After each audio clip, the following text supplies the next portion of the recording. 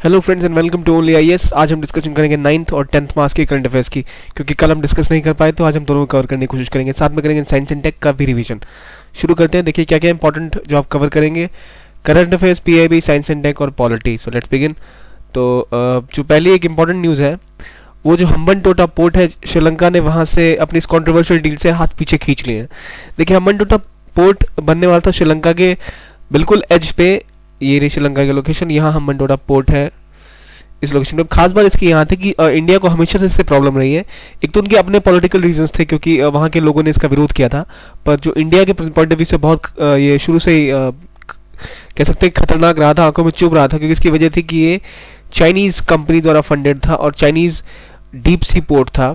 और इसके ये एक हिस्सा था जो इंडिया के खिलाफ, जिसे कहा जाता है कि स्ट्रिंग ऑफ पर्ल्स जो बना रही थी चाइना, उसका एक बहुत बड़ा हिस्सा था स्ट्रिंग ऑफ पर्ल्स था, क्योंकि यहाँ के पोर्ट पे ऐसा माना जा रहा था कि उनके शिप्स डॉक करेंगे जो वह बनाने वाले हैं यहाँ पर, और उससे वो इंडिया के चीज़ों पर भी नजर रख पाए, क्योंकि इंडिया में ऑलरेडी इंडिया के भी कई सारे वो पोर्ट्स बने, पोर्ट्स तो नहीं कह सकते मगर मिलिट्री आउटफ्रंट्स हैं यहाँ पर, और उनको खतरा हो सकता था और इंडिया की अपनी मूवमेंट पर भी नजर रख सकते थे। ये एक समस्या यहाँ थी, तो अभी उन्होंने इससे हाथ पीछे खींच लिया। इससे पहले जो वहाँ की सरकार थी उसने 2-4 ऐसे कदम उठाए थे जिसने इंडियन सरकार को बहुत सख्ते में डाल दिया था। उनमें से एक हम्बनटोटा पोर्ट था जो सिक्योरिटी के दृष्टिकोण से इंडिया के लिए बहुत खतरनाक नजर आ रहा था। तो अब ये कैंसिल हो चुका है, तो एक अच्छी बात है। अब आगे भी देखेंगे इसका क्या डेवलपमेंट होती है, पर ये मेन पर्सपेक्टिव से बहुत इंपॉर्टेंट है। इंटरनल सिक्योरिटी को बहुत बड़ा खतरा था इससे। तो अगली इंपॉर्टेंट न्यूज़ है CSIR, जो India council of scientific research है, इसका जो नेशनल इंस्टीट्यूट ऑफ ओशनोग्राफी है, इसने 3 नए कैनियंस का पता लगाया जो कि बे ऑफ बंगाल में कोवाड़ा के पास है, श्रीकुलम डिस्ट्रिक्ट में विशाखापट्टनम के पास। विशाखापट्टनम के पास 3 कैनियंस की बात की। इनका ऐसा मानना है कि ग्रैंड कैनियन जो है उससे भी बड़ा है। तो ग्रैंड कैनियन क्या है आपको पता ही होना चाहिए। ये यूएसए में है, दुनिया का सबसे बड़ा कैनियन है। और असल में एक कैनियन क्या होता है, देखिए रिवर जब मूव करती है किसी टेरिटरी से, रिवर मूव कर रही है, तो ये जो आसपास का एरिया होगा, लेट्स से ये रिवर मान लिया, ये लेट्स से कोई जमीन है जिसमें से रिवर पास कर रही है, ठीक है। तो जैसे जैसे रिवर पास करेगी तो यहाँ पर एक गड्ढा सा करती जाएगी। अगर सिंपल टर्म से बताऊं तो गड्ढा सा होता है जो गॉर्ज कहलाता है, और कैनियन उससे छोटा होता है, गॉर्ज बहुत बड़ा होता है। और कोई भी नदी जब मुड़ती है एक्सेसिव किसी प्लेन में, तो जो प्लेन की बनावट होती है उसके हिसाब से वहाँ पे जॉर्ज बनती है। और ये एक नई डिस्कवरी है जो बहुत फायदेमंद हो सकती है, क्योंकि जो भी कैनियन होते हैं ओशन सिस्टम में, वहाँ के आसपास बहुत सारा सेडिमेंट डिपॉजिट होता है। सेडिमेंट मतलब अवसाद डिपॉजिट होगा तो क्या होगा, वहाँ पर आपको हाइड्रोकार्बन्स मिलेंगे। हाइड्रोकार्बन्स मतलब या तो गैस मिल सकती है या पेट्रोल मिल सकता है। तो ये सब चीज़ें मिल सकती है जो बहुत फायदे का सौदा होंगी हमारे देश के लिए। तो ये एक बड़ी डिस्कवरी हो सकती है, जिसको भी कंफर्मेशन तो हुई। इनका ऐसा मानना है सबसे बड़ी दुनिया की शायद कैनियन हो, अगर ये कंफर्म हो पाती है। तो कहाँ मिली है? विशाखापट्टनम के पास। तो आगे बढ़ते हैं। CSIR जो एक फेमस हमारा काउंसिल ऑफ साइंटिफिक रिसर्च है, ये कल की न्यूज़ है। इसने अपना एक जो इनका एक कॉमर्शियल आर्म था जो कि CSR प्राइवेट टेक थी, वो बंद हो गई है। क्यों? क्योंकि सपोर्ट की कमी की वजह से। ये हमारे लिए बहुत कहते हैं दुख की खबर है, क्योंकि जो CSIR इंडिया की सबसे बड़ी पेटेंट होल्डर है, सबसे रिसर्च रिलेटेड पेटेंट्स इनके पास है। और इनकी हालत इतनी खस्ता है कि अपनी एक कॉमर्शियल आर्म को, जो कि बहुत महत्वपूर्ण रोल निभाने वाली थी भारत के रिसर्च प्रोडक्ट्स को ज़्यादा कमर्शलाइज करने के लिए, इसका व्यापारीकरण करने में मदद करता है, और वो अगर बंद हो गया तो हमारे लिए बहुत ही, हमारे मेक इन इंडिया प्रोग्राम के लिए, स्किल इंडिया प्रोग्राम के लिए एक बुरी खबर है। तो आखिर CSIR पर जानते हैं क्या? ये इंडिया का सबसे बड़ा पब्लिक गवर्नमेंट या पब्लिक फंडेड ऑर्गेनाइजेशन है, जो सबसे बड़ा पेटेंट होल्डर है। 37 लेबोरेटरीज और 39 फील्ड स्टेशन के अंदर आते हैं, और इसका रेवेन्यू कंसल्टेंसी या फिर प्रोजेक्ट डिफेंस स्पेस एक्टिविटीज से भी आता है। अब अगर इतनी महत्वपूर्ण कोई सरकार की कंपनी है और उसकी एक कॉमर्शियल आर्म सक्सेसफुली नहीं कर पाई, क्योंकि उनको पैसे या फंड्स नहीं आ पाए और ये बिजनेस से नहीं कर पाई, तो दर्शाता है कि भारत में R&D, रिसर्च एंड डेवलपमेंट की हालत बहुत खस्ता है और हमें इसे इंप्रूव करना बहुत ही ज़रूरी है। तो उसका क्या नाम था? CSR प्राइवेट टेक लिमिटेड, और हमारी जो मेन बॉडी थी वो थी CSIR, council of scientific and industrial research, जो बहुत ही महत्वपूर्ण है। इसकी कई सारी पब्लिकेशन बुक्स आती हैं, कई रिसर्च ओरिएंटेड इसके कार्य काम करती है गवर्नमेंट, तो ये हमें पता होना चाहिए इसके बारे में। तो आगे बढ़ते हैं। एक और न्यूज़ है कि इंडिया में ऑस्ट्रिच मिले हैं। मॉलिक्यूलर एविडेंस से पता चला है कि इंडिया में 25,000 साल पहले ऑस्ट्रिचेस थे, जो दिखाता है कि इनमें और एक अफ्रीका के जो पाए जाते हैं श्रुतियो कैमिलियस, और इसके बीच में जो 97-92% तक जेनेटिक सिमिलैरिटी है, मतलब सेम जीन पूल के थे वो। तो इससे हमें ये पता लगता है कि जो अफ्रीकन ऑस्ट्रिच इंडिया में उड़ के तो आए नहीं होंगे ऑफकोर्स, तो वो आए कैसे? इसका मतलब है कि कभी यहाँ वो बसा करते थे, मतलब आज से 25,000 साल पहले हो सकता है कि मतलब हो क्या सकता है, होगा ये पेंजिया जो लैंड मास था उस टाइम में, जो एक फुल लैंड मास था जो बाद में अलग अलग टूट के अलग अलग हुआ। ये उसका एक इशारा करता है कि वो पहले उस थ्योरी को और एक अच्छी कंफर्म करने की बात करता है ये। तो पहले देख लेते हैं पेंजिया का ब्रेकअप कैसे हुआ था। ये पहले पेंजिया थी पर्मियन टाइम में, फिर ट्राइसिक टाइम में ऐसे ब्रेकअप हुआ। देखिए यहाँ ब्रेकअप पूरा है, ये इंडियन पार्ट आप देख सकते हैं इस साइड में, ठीक है। और ये बाद में मूव करना अलग हुआ अलग हुआ अलग हुआ, और फिर जुरासिक पीरियड आया, फिर क्रिटेशियस पीरियड आया जहाँ पर ये टूट के ये देखिए अलग होता रहे, ये अलग हुआ हुआ हुआ और ये लास्ट में जाके यहाँ मर्ज कर गया, ठीक है। इसकी ऊपर की लोकेशन थी। तो जो ये दिखाता है कि जो ये इसका लैंडमास कभी पार्ट रहा हो और ऑस्ट्रिच उस जगह पाए जाते हैं और कुछ ऑस्ट्रिच उस लैंडमास पे बच गए हो जो 25,000 पहले तक जी पाते हो। तो ये एक न्यूज़ थी। आगे लोकसभा ने आज maternity benefit bill amendment bill pass कर दिया जो बहुत ही रिवोल्यूशनरी है। जो पहले 12 महीने तक ही महिलाओं को मटर्निटी बेनिफिट्स की लीव मिला करती थी, अब 26 हफ्तों तक हो जाएगी। ये 2 बच्चों तक अप्लाई करेगा। अगर आपके पास 2 बच्चे हैं, पहले दूसरे बच्चे पे कोई महिला अगर कार्य करें तो 26 वीक की मटर्निटी बेनिफिट्स मिलेंगे। और कोई भी ऐसा एस्टेब्लिशमेंट 10 से ज़्यादा लोग होंगे उसमें अप्लाई करेगा।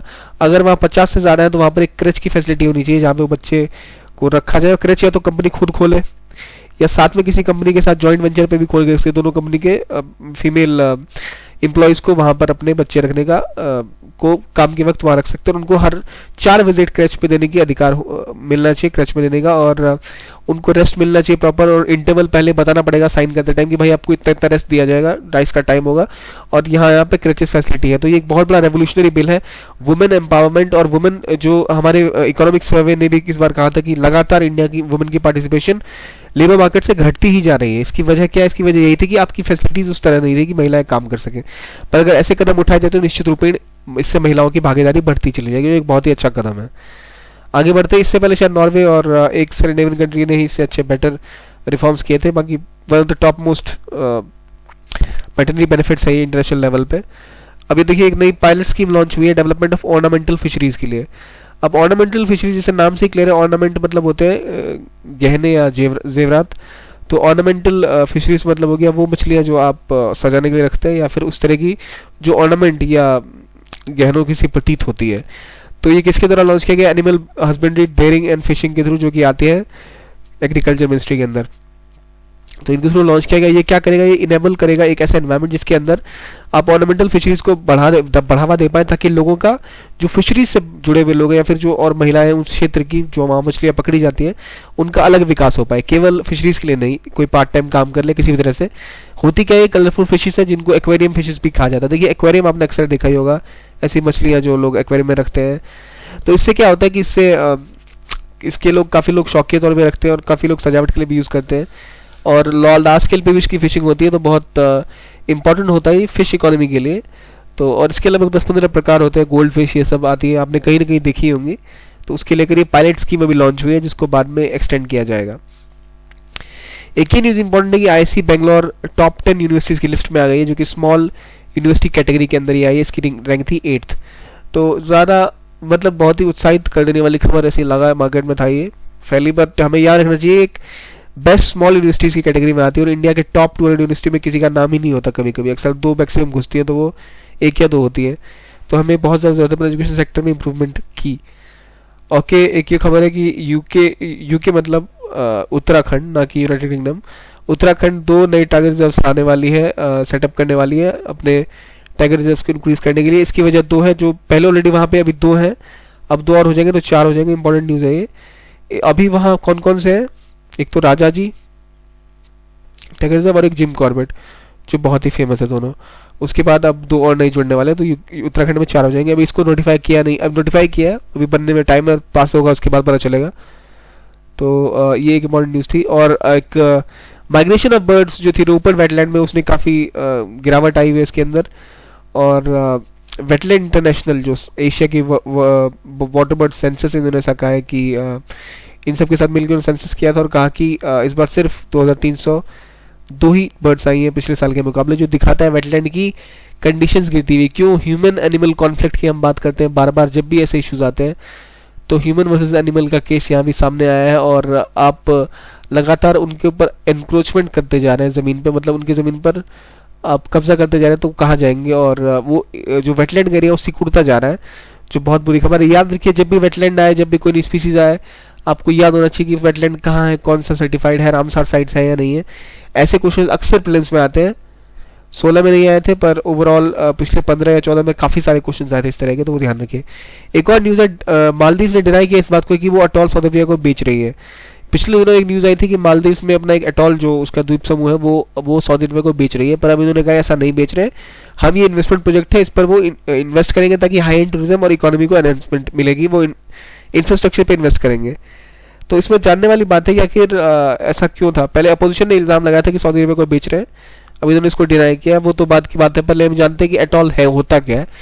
एटॉल एक कोरल रीफ होता है बेसिकली, जो एक लगून के आसपास होता है। अब लगून पहले क्या होता है, देखिए, अगर लेट्स से एक समंदर है, ठीक है, बड़ा सा, यहाँ से एक इनलेट है, फिर ये गहरा शैलो सा एक वाटर बॉडी है, इसे हम कहेंगे लगून, जहाँ पे इनलेट छोटा सा और एक बड़े ओशन बॉडी में मिलता है, वो लगून कहलाता है बेसिक टर्म्स में। अब लगून के अंदर कोरल रीफ होता है जो लगून को घेर के खड़ा होता है, एनक्लोज किए हुए। तो अब एटॉल को और हम डिटेल में पढ़ेंगे। देखिए, बेस्ट एटॉल का एग्जांपल ये आपको मिल सकता है। एटॉल मैक्सिमम जो होते हैं स्फेरिकल होते हैं, गोल होते हैं, पर अक्सर गोल नहीं भी हो सकते, दो तरह के हो सकते हैं। एटॉल फॉर्म कैसे कहते हैं पहले देखते हैं। एटॉल भी एक तरह का कोरल रीफ है। रीफ आपको पता होगा कि अब देखिए, पहले होता क्या है कि नॉर्मली जो वल्कनिक एरियाज होते हैं, जब वॉल्केनो जहाँ विस्फोट होता है, ठीक है, तो वॉल्केनो विस्फोट होते होते लावा जमा होता है, ऐसे ऐसे करके बेसिकली पहले सी लेवल पे था, फिर यहाँ पे ज्वालामुखी का विस्फोट हुआ, ये बढ़ते बढ़ते बढ़ते बढ़ते इस लेवल तक आ गया, ठीक है, जो आप देख रहे हैं। ये एक वोल्केनिक माउंटेन बन जाता है, ये बहुत सालों सालों लगते हैं, फिर ये क्या हुआ, वो हो गया, ठंडा हो गया, और अब इसे विस्फोट नहीं होता, तो लावा नहीं जम रहा, तो इसकी जो एक्यूमुलेशन है वो बंद हो गई। अब उसके बाद क्या होता है, क्योंकि इसका वजन काफी ज्यादा बढ़ जाता है, तो नीचे की तरफ धंसने लगता है, ठीक है, ये तो धंसने लग गया, पर जैसे ये बॉडी बनी उसी समय के आसपास यहाँ पर कोरल रीफ बनने लगते हैं दोनों तरफ, देख रहे हैं, इधर उधर, ठीक है। अब क्या हुआ कि ये जमीन में धंसने लग गया, पर ये जो है आउटर इसके एरिया में बस जाते हैं, ठीक है, जो रीफ्स है वहां पर अलग बॉडी ग्रोथ शुरू हो जाने वाली होती है। अब ये पहाड़ जो नीचे की तरफ जाने लगते हैं, और ये कोरल रीफ और भी नीचे की तरफ से बढ़ने लगते हैं, इनकी साइज बढ़ती है, इनकी साइड नीचे होती जाती है, तो यहाँ वेजिटेशन भी बढ़ने लगती है। तो एक पॉइंट आता है, पूरा का पूरा पहाड़ नीचे चला जाता है, मतलब पहाड़ मतलब जो भी आइलैंड आपका बना होता है, पूरा आइलैंड नीचे चला गया, जमीन में धंस गया, सब्सिडेंस हो गई उसके अंदर। और जो उसके ऊपर का एरिया है जहां पर उसको घेरे हुए रीफ्स थे, उनमें वेजिटेशन ऊपर ऊपर ग्रो कर गई, ठीक है, जो आप यहाँ देख रहे हैं ऊपर के साइड में वेजिटेशन ग्रो कर गई, और यहाँ पर पानी की एक बॉडी बन गई जो लगून कह सकते हैं आप, कि पूरा इसको एंट्री मिले नहीं बाहर के पानी को अंदर आने के लिए, और ये अंदर घुस गया, तो यहाँ पे एरिया बन गया, ठीक है। यहाँ पे देखिए, अब ये ज्यादा गहरा भी है, सीधा ओशन बॉडी के साथ डायरेक्टली मिला हुआ भी नहीं हुआ, और इसके आसपास एक रीफ की बाउंड्री बन गई है, जिसे आप एटॉल कह सकते हैं। तो इस तरह के एटॉल होते हैं जो आप देख रहे हैं। तो ये एटॉल काफ़ी गहरे भी हो सकते हैं, नहीं भी हो सकते हैं, और जो लेगून्स होते हैं वो 50 मीटर तक से ऊपर ज़्यादा भी हो सकते हैं। तो लेगून तो काफ़ी ज़्यादा केरला में भी पाए जाते हैं, पर ओशन में जब ऐसी बॉडी फॉर्म करती है उस कोरल रीफ का, उसे कहते हैं एटॉल। तो एटॉल किसको पिछले वाले सऊदी अरेबिया को, तो ये इंपॉर्टेंट है, मैं उम्मीद करता हूँ आपको समझ आ गया होगा। अब चलते हैं आगे। बॉर्डर हार्ट्स जो है वो और बढ़ने वाले हैं। इंडिया ने डील साइन किए, बांग्लादेश के साथ ज़्यादा बॉर्डर हार्ट्स होंगे। बॉर्डर हार्ट्स क्या होते हैं, जैसे नॉर्मल मार्केट सा लगता है क्रॉस बॉर्डर पर आकर कि आप एक दूसरे के सामान में बिकते हैं, तो एक बेहतर तरीका है ट्रेडिशनल मार्केट को इंक्रीज करने का। 22 नए बॉर्डर हाट बनाने की बात की है मेघालय के चीफ मिनिस्टर ने, जिनको स्टैंटन ने अभी तक 4 को सैंक्शन कर दिया है। तो उम्मीद है कि 22 तक बॉर्डर हाट बढ़ जाएंगे। तो बॉर्डर हाट से आपका पीपल टू पीपल कॉन्टेक्ट बढ़ता है, आपका मार्केट इंक्रीज करता है, नए नए लोग आते हैं, नई इक्विपमेंट्स आती है, तो काफी बेहतरीन माना जाता है ये इन चीजों को बढ़ाने के लिए। बॉर्डर हाट क्या करेंगे, लोगों का वेलबींग बढ़ाएंगे, और जो रिमोट एरियाज के लोग हैं वो दोनों लोग हैं ट्रेडिशनल सिस्टम को आसपास जान भी पाएंगे और मार्केटिंग भी हो पाएगी उनकी, और लोकल मार्केट में एनहेंसमेंट होगी इसकी। तो ये एक इंपॉर्टेंट न्यूज़ दी थी। बस ये ध्यान रखिए कि कितने बॉर्डर हाट्स बनने की बात हो रही है, जब कंफर्म होगा तब हम इसको कवर करेंगे। एक और इंपॉर्टेंट न्यूज़ थी कि कमला देवी चट्टोपाध्याय नेशनल अवार्ड जो गवर्नमेंट ने अनाउंस किया था वो इस बार मिलने वाला था उनको, जिनको हैंडलूम वीवर्स और वुमेन हैंडीक्राफ्ट के तहत महिला को मिलेगा। तो पहली बात है, कमला देवी चट्टोपाध्याय नेशनल अवार्ड क्यों दिया जा रहा है। कमला देवी चट्टोपाध्याय कौन थी, ये एक बहुत बड़ी सोशल रिफॉर्मर थी और फ्रीडम फाइटर थी। इन्होंने इंडिया के हैंडीक्राफ्ट हैंडलूम थिएटर को की रिनाइसा में उसका पुनर्जीवन जो हुआ था उसमें बहुत बड़ा योगदान निभाया था, इसलिए इनके नाम पर ये शुरू किया जा रहा है। तो देखिए 2 दिन में मुझे ज़्यादा कुछ फिल्म्स के फॉर्चुनेटली मिले नहीं आर्टिकल जो कवर करने थे। आई थिंक मुझे जो प्रीलिम्स के हिसाब से इंपॉर्टेंट लगे, जो हमारे एडिटोरियल में कवर नहीं होगा, वो मैंने कवर करने की कोशिश की है। तो ये साइंस एंड टेक स्टार्ट करते हैं। मैंने कोशिश की थी कि आज बायोटेक स्टार्ट कर पाऊँ, पर साइंस एंड टेक में कुछ चीज़ें स्पेस टेक में छूट गई थी, जो आज हम स्पेस टेक्नोलॉजी करेंगे। इसके बाद हम आगे अगले लेक्चर बायोटेक्नोलॉजी स्टार्ट करेंगे और एक बार इसका करंट अफेयर्स में जाकर डिटेल में कर लेंगे क्या क्या बाकी बचा। तो देखिए, जो हमने नासा और ईएसए के ऑलमोस्ट कर लिए, सारे स्पेस एक्स भी कवर किया था, कुछ जाक्सा भी किया था, और अब कुछ एक दो बच गए, वो देख लेते हैं क्या क्या थी। देखिए, एक मुखौटा डिवाइस की बात हो रही है। मुखौटा क्या, देखिए एक मुखौटा ऐसा, जैसे लोग आते हैं कल या फिर घरों में या नाव या गाड़ियों के आगे लोग सर लगा देते हैं, जिसका आगे लिखा होता है बुरी नजर वाले तेरा मुंह काला, समथिंग लाइक दिस। तो नजर बचाने के लिए इसे कहते हैं लगाया जाता है। अब ये शिप जो नाव लेके नाविक जाते हैं वो काफी ज्यादा लगाते हैं। अक्सर क्या होता है, इंडिया और श्रीलंका के जो नाविक हैं, इंडिया के विशेषतर जहां भी जाते हैं वो, या पाकिस्तान की भी सी बाउंड्री में घुस जाते हैं जहां उन्हें पकड़ लिया जाता है और काफी समस्याओं का सामना करना पड़ता है उनको भी और सरकार को भी बाद में उन्हें छुड़ाने के लिए, और उनकी फैमिली को भी सफर करना पड़ता है। तो मुखौटा एक ऐसा जीपीएस इनेबल डिवाइस है जो कि एक बार ये कोस्टल बॉर्डर के पास आएगा तो ये अलर्ट भेजने लगता है कि भाई तुम बॉर्डर पर आ गए, वापस चलो वापस चलो।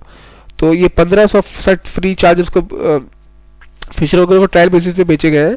अब इसको नेशनलाइज करके एक बड़े स्तर पे भेजा जा रहा है सभी फिशरमैन के लिए। ये एक जीपीएस एडेड डिवाइस है, ठीक है, इसको कोड किया जाता है इस तरह। तो ये याद रखिए, ये जब भी आप देखिए इसका मुखौटा याद रखिए, एक मुखौटा बनाया गया जो कि मछुआरों के लिए भी काम आएगा। तो बहुत ही अच्छा ये डिसीजन है गवर्नमेंट का। आइए देखते हैं नासा बीम की बात करते हैं। नासा बीम कुछ नहीं है, बीम की फुल फॉर्म होती है बाइग्लो एक्सपेंडेबल एक्टिविटी मॉड्यूल। ये एक एक्सपेरिमेंटल कैप्सूल है, मान के चलिए एक कमरा है, बेसिकली कुछ नहीं है, जो आईएसएस जो इंटरनेशनल स्पेस स्टेशन है उस पर जब कोई बॉडी डॉक करती है जाके कोई स्पेसक्राफ्ट, तो उसके अंदर आप लेके कैसे जाएंगे बंदों को। तो ये एक आपका कैप्सूल है जो कि आईएसएस के साथ जाके डॉक करता है, मतलब स्पेस स्टेशन जाके लग जाएगा, फिर वहां पे आप कुछ दिन सर्वाइव कर सकते हो। तो ये एक हैबिटेट होगा लो अर्थ ऑर्बिट या मून या मार्स कोई और मिशन पे जाने के लिए, लाइट वेट और सिंपल होगा कंस्ट्रक्ट करने के लिए, एक्सपेंडेबल रूम या होटल की तरह होगा, और या फिर जो कि आईएसएस डेस्टिन्ड एस्ट्रोनॉमर्स इसका यूज कर पाएंगे। तो इतना याद रखिए क्या है ये, और 13 फीट लंबा या 10 फीट का ये होता है, हैबिटेबल वॉल्यूम बनाता है जहाँ पे एक क्रू मेंबर रह सकता है और यहाँ से वो एंटर कर सकता है। तो ये याद रखिए, बीम कुछ नहीं है, बस उनके लिए एक होटल है फ्लैटेबल जहाँ वो एंटर कर सकता है आईएसएम से। एक मॉडर्न न्यूज थी क्यूबसेट्स जो छूट रही थी। क्यूबसेट्स के हाल में जो इंडिया का 104 सैटेलाइट वाला मिशन था, इसमें 101 सैटेलाइट्स क्यूबसेट्स की थी। क्यूबसेट्स क्या होते हैं, जो क्यूबिकल सैटेलाइट्स, जो नाम से क्लियर है, क्यूबिकल सैटेलाइट्स होते हैं, साइज से क्यूबिकल होते हैं, काफी छोटे होते हैं और काफी स्मार्ट होते हैं, क्योंकि ये लो कॉस्ट में अवेलेबिलिटी होती है। तो मिनिएचर सैटेलाइट होते हैं, छोटे सैटेलाइट का छोटा वर्जन और काम बड़ा, छोटा पॉकेट बड़ा धमाल। तो करते क्या, प्रोग्रामेबल कंप्यूटर्स होते हैं, और कोई भी जिनके पास बेसिक आइडिया प्रोग्रामिंग का वो एक क्यूबसेट प्रोडक्शन कंपनी स्टार्ट कर सकता है, और इसकी लॉन्चिंग की जिम्मेदारी फिर आप स्पेस कंपनी को देंगे। तो इसरो बहुत माहिर है इसमें, सस्ते में अच्छे टिकाऊ क्यूबसेट्स लेके जाने के लिए इसरो वर्ल्ड रेनॉल्ड है।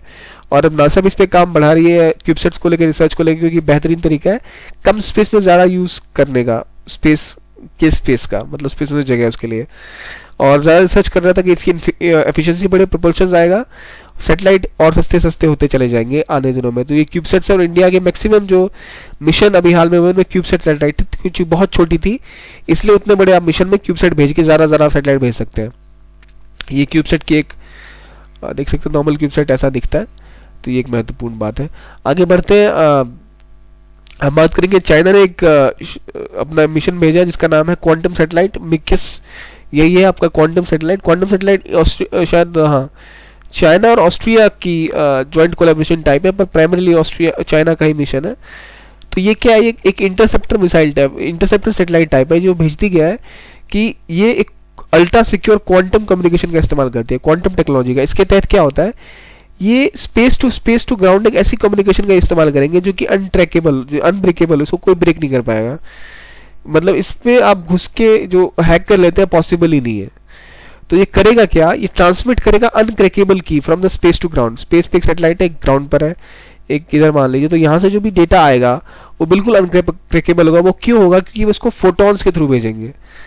फोटॉन्स क्या होते हैं, फोटॉन्स क्या होते हैं, photons tiny packets of light कहते हैं, बिजली के छोटे छोटे पैकेट जिसमें बिजली आती है, बिजली क्या रोशनी, लाइट्स कभी कैसे मूव करती है, फोटॉन्स भी मूव करती है। तो ये इसको फोटॉन्स के स्ट्रक्चर में भेजेंगे, तो वो बिल्कुल क्रैकेबल नहीं होगा, और ये बिजली गति से भी तेज जाने की बात चल रही है, और ये टेलीपोर्ट करेगा इन्फॉर्मेशन को 1200 किलोमीटर से भी दूरी तक।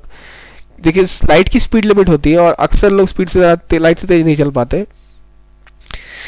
तो इसलिए क्वांटम टेलीपोर्टेशन है माना जा रहा है कि ये स्पेस और टाइम से बाहर की स्पीड में भागेगा, लाइट से भी तेज चलाने की इसको बात चल रही है, लेकिन अभी टेक्नोलॉजी डेवलप हो रही है। इनिशियली क्वांटम से मैसेज भेजेंगे और इस तरह भेजा जाएगा कि वो आप अगर आप एक भी जगह उसकी में हल्का सा चेंज करेंगे दूसरा अपने आप टूट के बर्बाद हो जाएगा। मतलब एक सोप का बबल है, ठीक है, साबुन का एक जैसे कहते हैं ना बुलबुला, ये जा रहा है और अगर आपने बुलबुले को टच किया तो बुलबुला फूट जाएगा। इस बुलबुले की न्यूज इसी बुलबुले को मिल सकती है, ठीक है, वो दोनों टकराएंगे तो नहीं फूटेंगे, पर आपने टच किया चला जाएगा वो। बेसिक टेक्नोलॉजी यही है, इट्स इज टेलीपैथिक, टेलीपोर्टिक और it is completely based on ultra secure quantum communication. Quantum communication में आपको थोड़ी क्वांटम फिजिक्स पढ़नी पड़ेगी जो बेहद ही मेरे हिसाब से यूजलेस है इन टर्म्स, अगर आपका साइंस या उसमें आपका भी ऑप्शनल नहीं है तो। क्या करता है, ये प्रिंसिपल काम करता है, मैंने हल्का लिख दिया इसके लिए, क्वांटम एंटेंगलमेंट प्रिंसिपल पे। तो क्वांटम एंटेंगलमेंट प्रिंसिपल में क्या होता है, सब एटॉमिक पार्टिकल जैसे प्रोटॉन, न्यूट्रॉन या इलेक्ट्रॉन है, वो दूसरे से लिंक हो जाते हैं इस तरह कि अगर एक की भी आप कुछ डिस्टर्ब करोगे दूसरा अपने आप टूट के बर्बाद हो जाएगा। वही जो मैंने आपको बुलबुले का उदाहरण दिया कि एक को छुआ दूसरा फट जाएगा, वो तभी तक काम करेगा तो कॉम्पैक्ट साथ साथ चलेगा। तो क्रिप्टोग्राफी जिसे कहते हैं, जो कि आपको कोड ब्रेकिंग की बात है, क्रिप्टोग्राफी काम कैसे करता है, एक की होता है जो उसकी चाबी होती है जो कि लोगों को कोड एनकोड करने में मैसेज मदद करता है। जब भी दो पार्टीज की बदलती है तो कोई इसमें इंटरसेप्टर को पता नहीं लगता कि असली या नकली है, की से वो खुल जाती है, ठीक है। तो ये हो सकता है क्या जो नकली की लाया वो भी खोल दे उसको, लेकिन क्वांटम एप्लीकेशन में ये है कि कुछ भी कहीं से भी उसको हैक किया वो चला जाएगा, एक इंटरसेप्टर होगा एक रिसीवर होगा, बस दैट्स इट, नथिंग एल्स। तो क्वांटम साइंस जब अप्लाइड होगी तो की खुद ही सेल्फ डिस्ट्रक्ट कर जाएगा, थर्ड पार्टी इंटरफेयर करेगा, वही बात है जो मैंने बुलबुले की बात की। तो ये फोटॉन्स के थ्रू जाएंगे जो कि स्पेशल बॉन्ड कैरी करते हैं इन्फॉर्मेशन के बारे में। देखिए आजकल बहुत टेक्नोलॉजी बढ़ रही है, हमने पढ़ा कि बॉडी जैसे डीएनए में आप अब इंफॉर्मेशन रख पाएंगे, क्वांटम सैटेलाइट यूज कर पाएंगे। तो जेनेक्स्ट काफी खतर जो अगला नेक्स्ट जनरेशन जो सैटेलाइट व्हीकल है या कम्युनिकेशन है, हाई डेफिनेशन जैसे एचडी मूव कर रहा है, हम सब कुछ हाई डेफिनेशन। तो ये साइंस एंड टेक में इतना ही मैंने आज किया क्योंकि हम कल सीधा बायोटेक फ्रेश स्टार्ट करेंगे। I guess space and tech में हमने ऑलमोस्ट सब कुछ कर लिया है, सारा का सारा। एक बार करंट अफेयर्स जो पिछले 4 या 6 महीने का बचेगा जो नहीं कवर हुआ, वो हम साइंस एंड टेक खत्म करने के बाद दोबारा, क्योंकि स्पेस से बहुत क्वेश्चन आते हैं, वो रिवाइज कर लेंगे। तो आगे बढ़ते हैं। पॉलिटी का आज हमें एक आर्टिकल डिस्कस करना है जो फंडामेंटल ड्यूटीज का है, 51A, बहुत ही कंट्रोवर्शियल और बहुत ही इंपॉर्टेंट भी कह सकते हैं आज की जो उसको देखते हुए। तो पार्ट 4A है, ऑफकोर्स हमें पता है कि शुरुआत में नहीं था, ये स्वर्ण सिंह कमेटी की रिपोर्ट के बाद 1976 में ऐड किया गया था। तो आर्टिकल 51A के तहत हर एक जो नागरिक है भारत का उसको क्या क्या उसके कार्य है, मतलब उसके कर्तव्य है। कर्तव्य में एक है कि आप कॉन्स्टिट्यूशन का रिस्पेक्ट करेंगे, इसके आइडियल्स का, कॉन्स्टिट्यूशन का, नेशनल फ्लैग का, नेशनल एंथम का। नेशनल फ्लैग को ध्यान में रखिए, बहुत ही इंपॉर्टेंट है, और नेशनल एंथम को, क्योंकि बहुत बार इसमें भी हाल में बवाल मचा है। Cherish and follow the noble ideas, मतलब जो हमारे महान विचार है उन पर आप ध्यान रखेंगे, जो जिन्होंने हमारे राष्ट्रीय जो हमारा संग्राम था आजादी का, उसको जिन विचारों ने इंस्पायर किया, आप उनको चेरिश करेंगे, फॉलो करेंगे।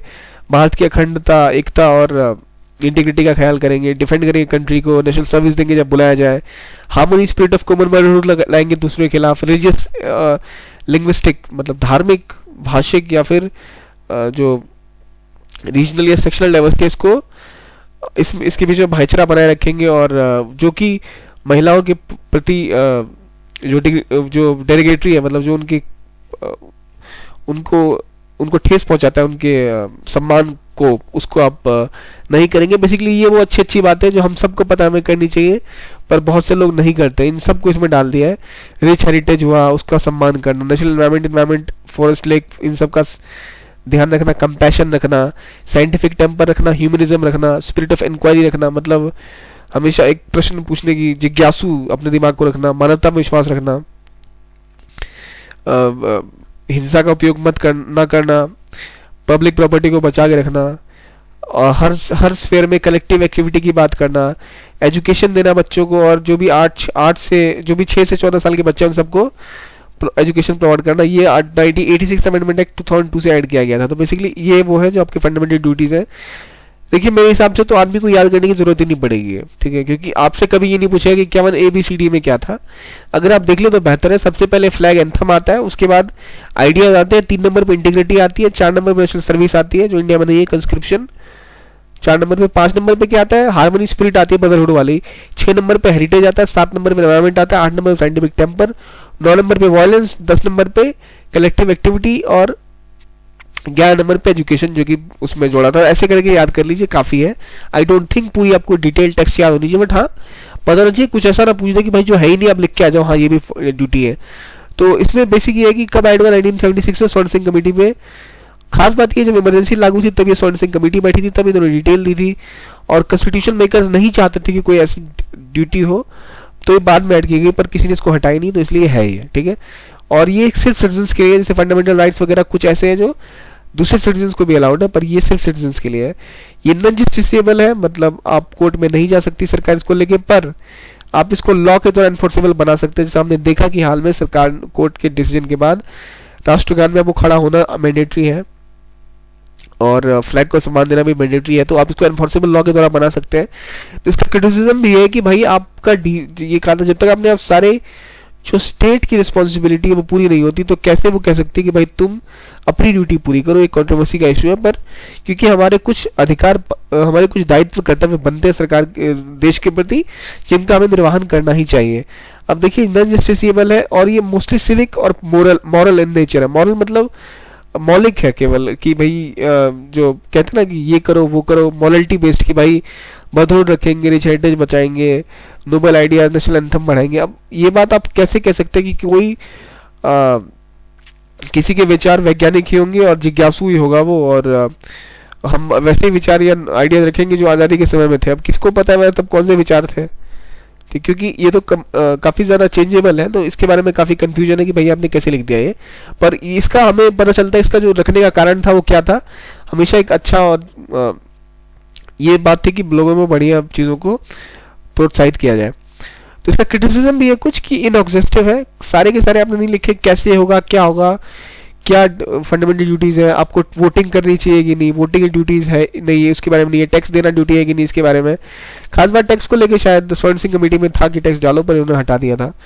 वेग है, जो मैंने आपको बोला, मॉरलिस्टिक है, आपको कैसे पता कौन से आइडियाज थे, आपको कैसे पता कोई किसी का सम्मान सही में कर रहा है कि नहीं। सम्मान तो अंदर से आता है, बाहर से सिर्फ दिखावा होता है। कंपैशन है कि नहीं, आपके देश में अभी भी लोग ऑफकोर्स नॉन वेजिटेरियन है, फिर कंपैशन ऑफ एनिमल की बात आप कर रहे हैं, वो कैसे डिफाइन करें क्या है क्या नहीं है।